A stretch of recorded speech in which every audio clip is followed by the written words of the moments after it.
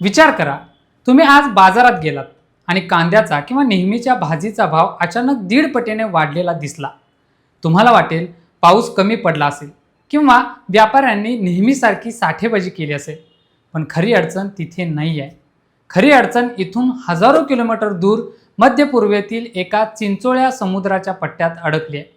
एका बाजूला युद्ध सुरू होतं आणि दुसऱ्या बाजूला तुमच्या ताटातील जेवण महाग होतं. हे कसं घडतं? आणि सर्वात महत्त्वाचं म्हणजे संयुक्त राष्ट्रांच्या अन्न आणि कृषी संघटनेने म्हणजेच FAOने आत्ताच असा इशारा दिलाय की येत्या 6 ते 12 महिन्यात जगात अन्नाचा भयंकर तुटवडा निर्माण होणार आहे. नमस्कार, मी सुनील आणि तुम्ही पाहताय या बोलूया. आपण रोजच्या जगण्यात इतके व्यस्त असतो की जगाच्या पाठीवर काय चाललंय याचा थेट आपल्या खिशाशी संबंध असू शकतो हे आपण विसरून जातो. फेब्रुवारी 2026च्या अखेरीस होर्मुझची सामुद्रधुनी प्रभावीपणे बंद पडली. आता तुम्ही म्हणाल, त्या सामुद्रधुनीचा आणि माझा काय संबंध? संबंध आहे, खूप मोठा संबंध आहे. ही सामुद्रधुनी म्हणजे जागतिक व्यापाराची मुख्य नस आहे. जगातील 20 ते 30% कच्च्या तेलाची आणि 20% लिक्विफाईड नॅचरल गॅसची म्हणजेच LNGची वाहतूक याच एका मार्गाने होते. जेव्हा हा रस्ता बंद होतो तेव्हा फक्त पेट्रोलचे भाव वाढत नाहीत, संपूर्ण जागतिक अर्थव्यवस्थेचं गणितच कोलमडून पडतं. बघता बघता अवघ्या एका महिन्यात भारताच्या कच्च्या तेलाचा भाव $69 वरून $126 प्रति बॅरेलवर जाऊन पोचलाय. ही एका महिन्यात झालेली 82% वाढ आहे. हे आकडे ऐकायला कदाचित क्लिष्ट वाटतील, पण याचा अर्थ अतिशय सोपा आणि थेट आहे. आपल्या देशात येणाऱ्या इंधनाचा खर्च अचानक दुप्पट झालाय. आता इंधनाचे भाव वाढले की फक्त प्रवास महाग होतो असा आपला गैरसमज असतो. इथूनच एक वेगळी साखळी सुरू होते जी थेट तुमच्या माझ्या ताटापर्यंत येते. ही साखळी समजून घेणं खूप गरजेचं आहे. आधुनिक शेती ही फक्त सूर्यप्रकाश, माती आणि पाण्यावर चालत नाही. ती चालते रासायनिक खतांवर. आणि खत कशापासून बनतं? नैसर्गिक वायूपासून. 20व्या शतकाच्या सुरुवातीला जेव्हा फ्रिट्झ हॅबर आणि कार्ल बॉश या 2 शास्त्रज्ञांनी हवेतील नायट्रोजन आणि नैसर्गिक वायूतील मिथेन एकत्र करून अमोनिया बनवण्याची प्रक्रिया शोधली, तेव्हा त्यांनी खऱ्या अर्थाने आधुनिक शेतीचा पाया रचला.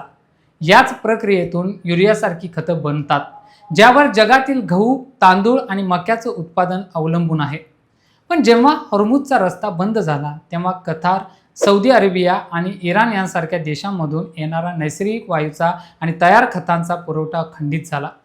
जगातल्या एकूण समुद्री खत व्यापारापैकी 1/3 व्यापार या एका घटनेमुळे धोक्यात आला. याचा परिणाम काय झाला? युरियासारख्या अत्यंत महत्त्वाच्या खताचे जागतिक भाव अवघ्या काही महिन्यात 50% वाढले, तर DAP खताचे भाव 35% वाढले.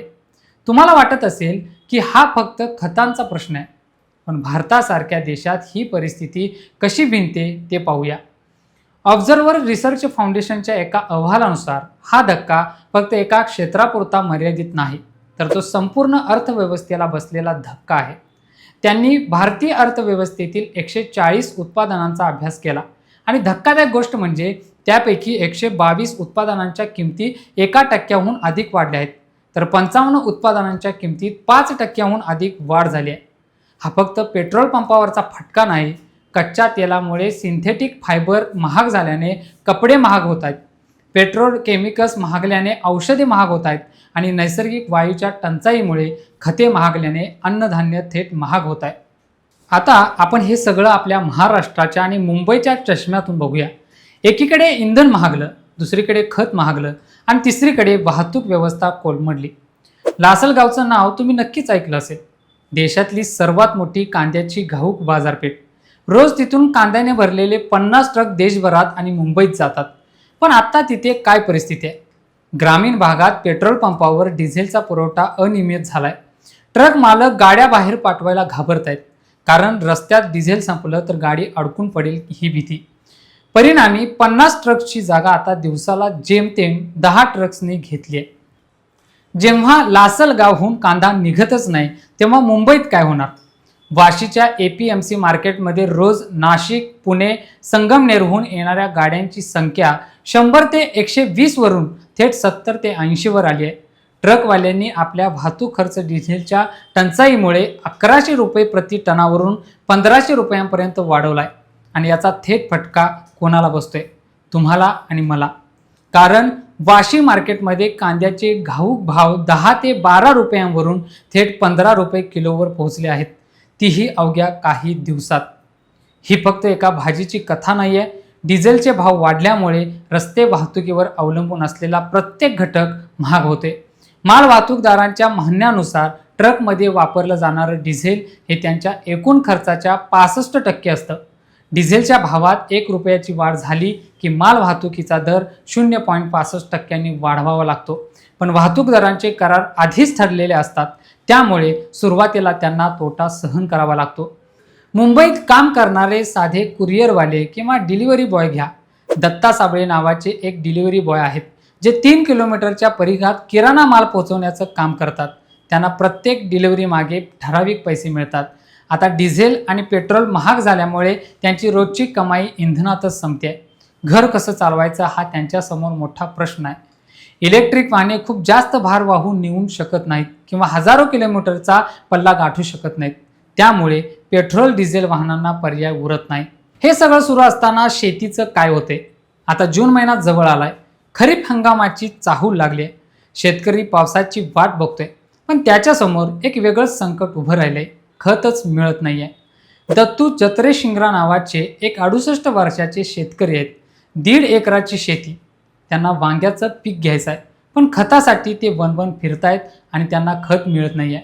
राज्याला 48 लाख मेट्रिक टन खताची गरज असताना सध्या फक्त 25 लाख मेट्रिक टन खत उपलब्ध असल्याचं सांगितलं जाते.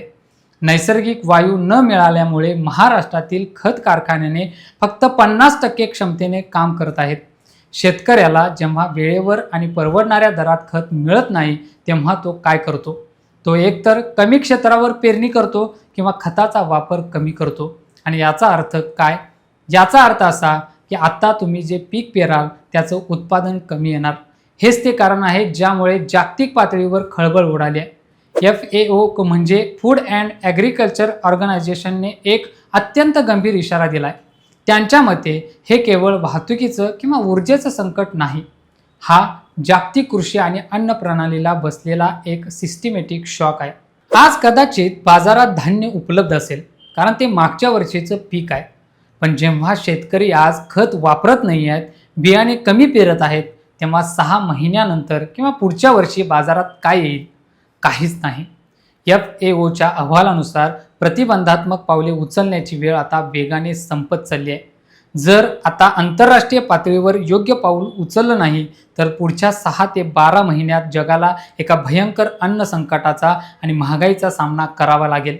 त्यांनी असाही अंदाज वर्तवलाय की 2026च्या पिकांसाठी जागतिक गहू उत्पादनात 2% घट होऊन ते 817 दशलक्ष टनांवर येईल. ही घट हवामानातील बदलामुळे नाही आहे, तर मानवी निर्णयामुळे झाली आहे.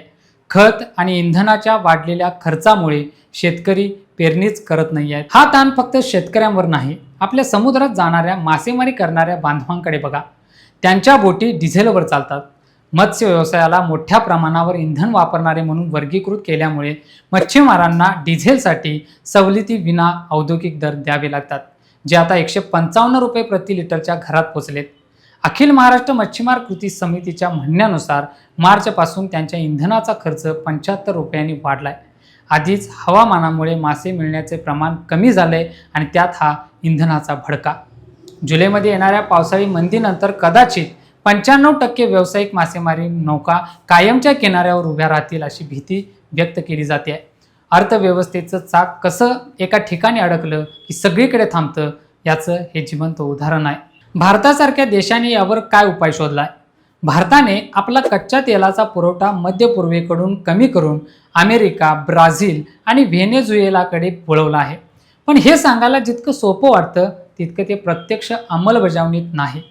तिथून तेल आणण्यासाठी जहाजांना जास्त वेळ लागतो आणि वाहतुकीचा खर्चही जास्त येतो. त्यामुळे देशांतर्गत इंधनाचे भाव खाली येण्याची शक्यता लगेच तरी दिसत नाही.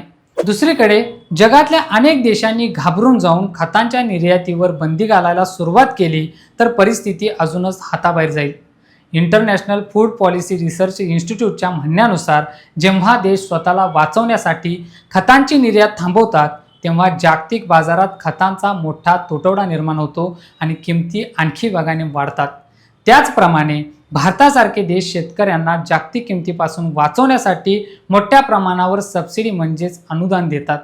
पण जर हे अनुदान असंच वाढत राहिलं तर खतांचा वापर कायम राहील आणि जागतिक मागणी न घटल्यामुळे किमती तशाच चढे राहतील. हा एक प्रकारचा चक्रव्यूह आहे. आंतरराष्ट्रीय नाणेनिधीने स्पष्ट सांगितले की हे संकट जागतिक असलं तरी सर्वांसाठी समान नाही. जे देश इंधन आणि खतांसाठी पूर्णपणे आयातीवर अवलंबून आहेत त्यांच्यासाठी हा काळ अत्यंत कठीण आहे. गरीब देशांना अन्नाच्या असुरक्षिततेचा सर्वाधिक धोका आहे. वूड मॅकेन्झी या संस्थेने या संकटाचे 3 टप्पे सांगितलेत. जर युद्ध लवकर संपलं तर कदाचित वर्षाच्या अखेरीस कच्च्या तेलाचे भाव $80 पर्यंत खाली येतील. पण जर हा तणाव असाच राहिला आणि सामुद्रधुनी संपूर्ण वर्षभर बंद राहिली तर कच्च्या तेलाचा भाव $200 प्रति बॅरलचा टप्पा ओलांडू शकतो. $200 म्हणजे आत्ताच्या पेक्षा जवळपास दुप्पट. विचार करा, जर तसं झालं तर महागाईचा आगडुंब कसा उसळेल. गोष्टी एकमेकांशी कशा जोडलेल्या आहेत ते बघा. मध्य पूर्वेत युद्ध सुरू होतं. तिथला समुद्रमार्ग बंद होतो. त्यामुळे भारतात येणारं कच्चं तेल आणि गॅस अडकतो. गॅस अडकल्यामुळे खत कारखाने बंद पडतात. खत कारखाने बंद पडल्यामुळे महाराष्ट्रातल्या शेतकऱ्याला खत मिळत नाही. खत न मिळाल्यामुळे तो पेरणी कमी करतो. तिकडे डिझेल महाग झाल्यामुळे लासलगावचा कांदा मुंबईत पोहोचू शकत नाही. डिलिव्हरी बॉयचे पैसे डिझेलमध्येच संपतात. आणि या सगळ्याचा शेवट कुठे होतो? तुमच्या घरात, तुमच्या खिशात, तुमच्या ताटात, महागाईच्या रूपात. आपण बऱ्याचदा बातम्या वाचतो आणि सोडून देतो. परिस्थिती बिकट होणार, FAOचा इशारा, अशी हेडलाईन वाचून आपण पुढे जातो. पण त्या बातमीचा खरा अर्थ हा असा आपल्या दैनंदिन आयुष्याशी जोडलेला असतो. आज जे संकट फक्त इंधनाचं वाटतंय ते उद्या अन्नाचं संकट बनून उभं राहणार आहे. खताचे भाव वाढल्यामुळे, वाहतुकीचा खर्च वाढल्यामुळे आणि जागतिक पुरवठा साखळी तुटल्यामुळे अन्नधान्याच्या किमती गगनाला भिडणार आहेत. ही वेळ एकमेकांकडे बोट दाखवण्याची नाही, ही वेळ आहे परिस्थितीचं गांभीर्य समजून घेण्याची. सरकार पातळीवर काही अनुदाने दिली जात आहेत, साठेबाजीवर लक्ष ठेवलं जात आहे. पण जोपर्यंत मूळ जागतिक प्रश्न सुटत नाही, आंतरराष्ट्रीय व्यापार पुन्हा सुरळीत होत नाही, तोपर्यंत हा ताण आपल्या सर्वांवर राहणारच आहे. आपण फक्त आशा करू शकतो की हे संकट लवकर निवळेल. पण वास्तव हेच आहे की पुढचे काही महिने कठीण असू शकतात आणि त्यासाठी आपण मानसिक आणि आर्थिकदृष्ट्या तयार राहायला हवं. कारण ही चर्चा इथे संपते आहे, पण हा विषय इथे संपत नाही. तुम्हाला वाटत असेल की अशा घटनांचा अर्थ समजून घेणं गरजेचं आहे तर हा व्हिडिओ लाईक करा आणि इतरांपर्यंत नक्की पोचवा. तुमचं मत, तुमचा अनुभव, तुमचा दृष्टिकोन कमेंट्समध्ये नक्की सांगा आणि अशाच वेगवेगळ्या विषयांवर बोलण्यासाठी चॅनलला सबस्क्राईब करा. आजच्या व्हिडिओत इतकंच. नवीन व्हिडिओत नवीन विषयासोबत पुन्हा भेटूया. या बोलूया.